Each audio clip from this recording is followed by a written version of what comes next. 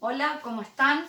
Bueno, hoy vamos a tener la primera clase de biología de segundo año. De esta manera, dado que seguimos cada uno en casa, cuidándonos para evitar los contagios. En esta clase vamos a ver origen de la vida. Cuando hablamos de origen de la vida, hacemos referencia a ver aquellas maneras, aquella forma, cómo surgieron las primeras células, ¿sí? O cómo surgió el primer organismo. Entonces, para ello vamos a mencionar distintas teorías de distintos autores que fueron exponiéndolas, con cada uno con sus fundamentos correspondientes.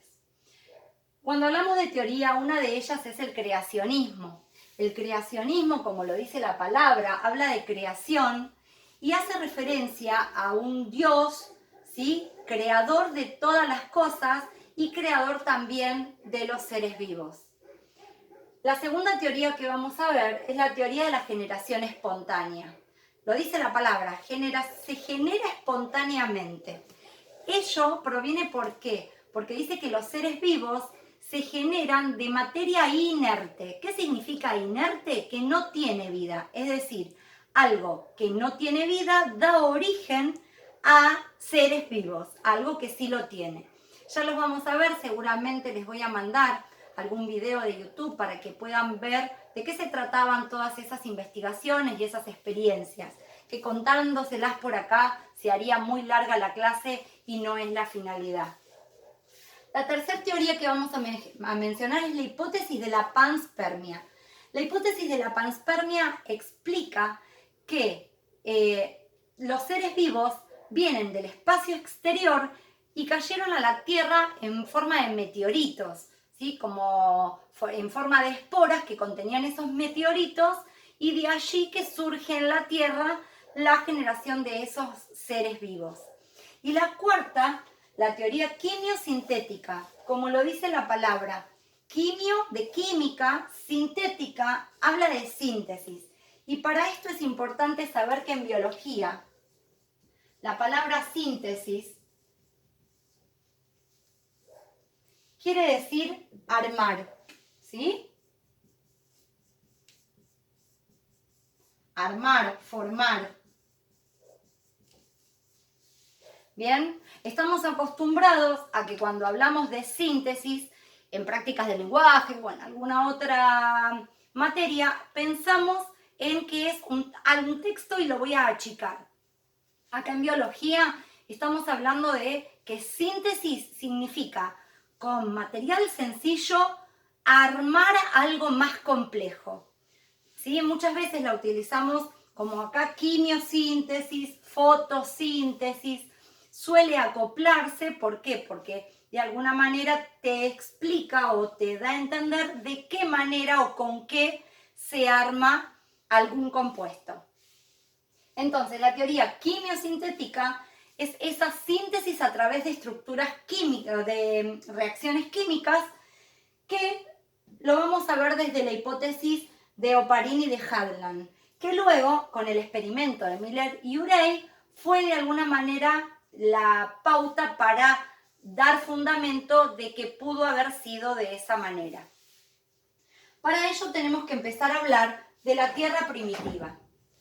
¿Sí? Cuando hablamos de la Tierra primitiva, pensemos que la Tierra, luego de que pasó lo del Big Bang y se formó, era una masa, ¿sí?, una bola incandescente que de alguna manera eso fue disminuyendo la temperatura y no había atmósfera en esa parte maciza que formaba la Tierra.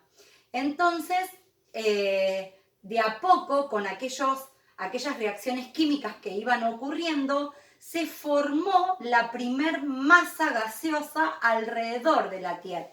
Pero para ello tenemos que pensar y saber que la Tierra,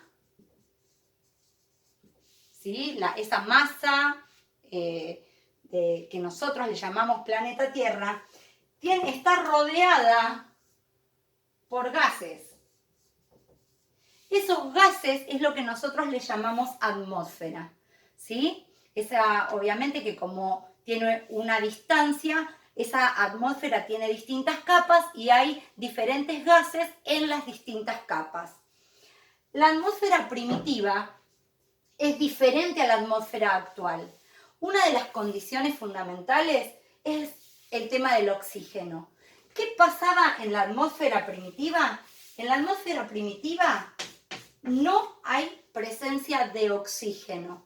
En la atmósfera actual sí hay presencia de oxígeno. Entonces, la presencia de oxígeno hace, por ejemplo, que la vida en la Tierra sea más factible, ¿sí? Porque en general la mayoría no todos, pero la mayoría de los seres vivos necesitan de este gas para su existencia. Cuando hablamos de la hipótesis de Oparin y de Haldane, habla un poco de interpretación de todo esto. En la atmósfera primitiva, lo simbolizamos con estos colores, ¿sí? Se encontraba agua, se encontraba hidrógeno molecular, H2, amoníaco, metano,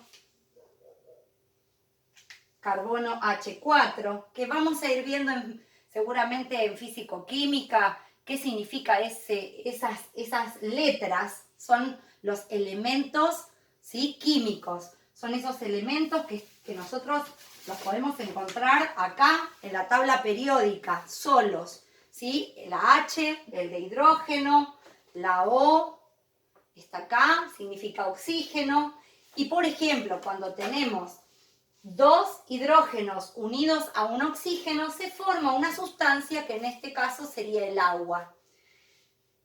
Acá hay dos hidrógenos, forman el hidrógeno molecular, dos nitrógenos que forman el nitrógeno molecular, un carbono y dos oxígenos que forman lo que llamamos dióxido de carbono, un carbono con 4 hidrógenos, lo que forma la molécula que se llama metano, y un nitrógeno unido a 3 hidrógenos, lo que llamamos amoníaco.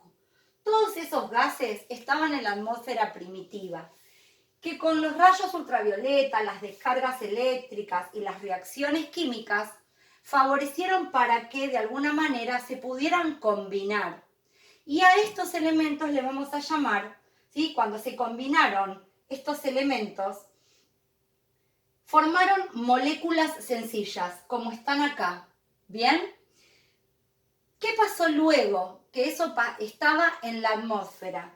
Debido a una lluvia que hizo, es decir, la acumulación de agua en la atmósfera, hizo que por medio de la gravedad precipitara, es decir, todo esto precipitó junto a la precipitación del agua y se formaron los océanos, y esto fue arrastrado hacia los primeros lugares, los primeros océanos que se formaron, formando lo que es el caldo primitivo.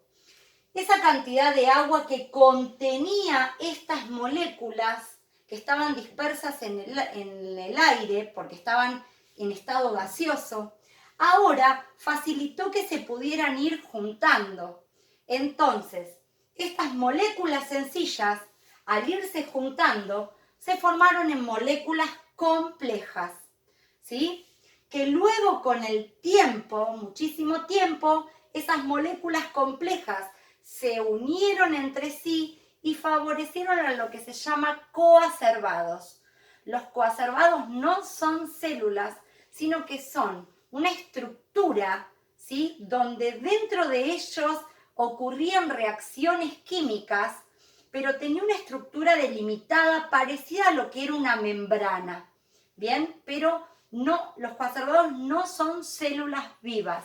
Eso fue todavía con el paso del tiempo y de la evolución de ellos mismos, de esas estructuras. Entonces, teníamos moléculas sencillas dispersas que fueron arrastradas por una lluvia, formando lo que se llama caldo primitivo. En el agua esto se posibilitó que se unieran, ¿sí? Estas moléculas entre sí, formando moléculas complejas, y luego con el tiempo formando lo que se llama coacervados. Hasta acá es lo que vamos a ver en la primera clase y vamos a ir trabajando. Yo les voy a mandar información y les voy a mandar algunos videos para que ustedes también puedan ver y relacionar con los temas mencionados. Recuerden que esto es una introducción al tema y vamos a ir de a poco. Cualquier consulta, me mandan algún mensaje, ¿sí? Y bueno, esperando que puedan con esta mini clase puedan trabajar y hacer la tarea que correspondería al día de hoy. Les mando un beso grande, saludos a la familia y nos seguimos quedando en casa.